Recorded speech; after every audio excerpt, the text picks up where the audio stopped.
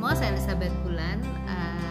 Seperti biasa, saya selalu mengadakan Zoom Learning buat teman-teman dari komunitas saya. Dan mumpung lagi nge-Zoom, tadi sempat ada yang tanya tentang scalping. Jadi saya kayaknya kepengen sharing juga sama teman-teman di sini tentang scalping ini.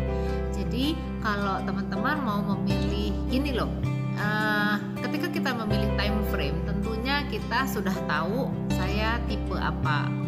Nah, buat teman-teman yang kepingin sebagai seorang scalper, jadi scalper itu adalah seorang trader yang mengambil keuntungan dalam jangka waktu yang pendek untuk sedikit-sedikit tapi sering, itu udah disebut scalping ya.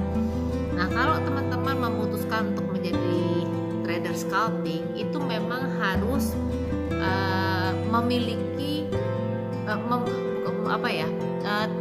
mungkin bisa dikatakan memang harus niat sengaja mengosongkan waktu selama 1 atau 2 jam untuk fokus di tradingnya. Jadi ketika kita trading nggak kita tinggalin, tapi kita pantengin istilahnya ya, kita liatin, oh saya udah untung berapa nih.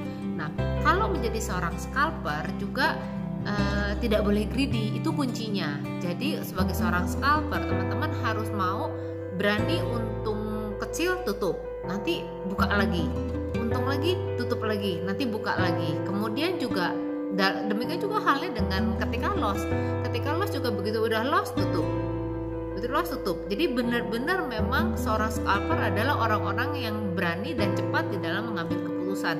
Kalau teman-teman tidak berani atau misalnya nih memutuskan untuk scalping kan, untungnya udah, biasanya scalping juga untung nggak bisa gede-gede banget ya, $10-15 tuh udah bagus sekali.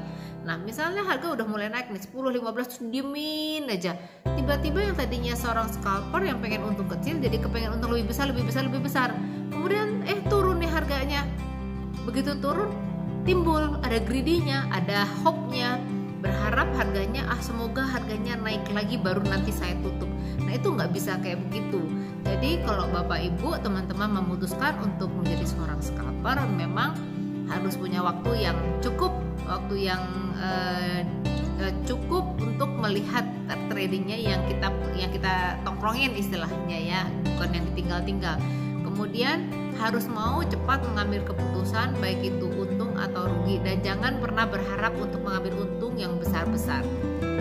Mungkin itu saja sharing saya hari ini, dan juga teman-teman yang tadi Zoom learning bersama saya mengenai bagaimana apakah kita bisa menjadi seorang scalper atau swing trade. Oh iya, bukan berarti ketika Anda seorang scalper terus kemudian nggak boleh jadi swing trade ya, karena ada sering sekali begini, saya memutuskan untuk scalping nih, terus nggak taunya floating, boleh nggak ditahan? Ya boleh-boleh aja, tapi Anda harus sudah mulai menentukan kira-kira mau ditahan sampai berapa hari. Jangan nanti lossnya, floatingnya semakin lama semakin besar. Nah, kalau udah semakin besar, hati-hati, Anda jangan sampai terkena margin call. Jangan sampai uang deposit Anda habis hanya karena untuk menahan posisi yang memang sudah salah. Buat saya lebih bagus teman-teman semua berani melakukan cut loss, salah di satu posisi untuk mendapatkan profit di tempat yang lain. Mungkin itu sharing saya pada hari ini, semoga bermanfaat buat teman-teman semua. Happy profit and happy family.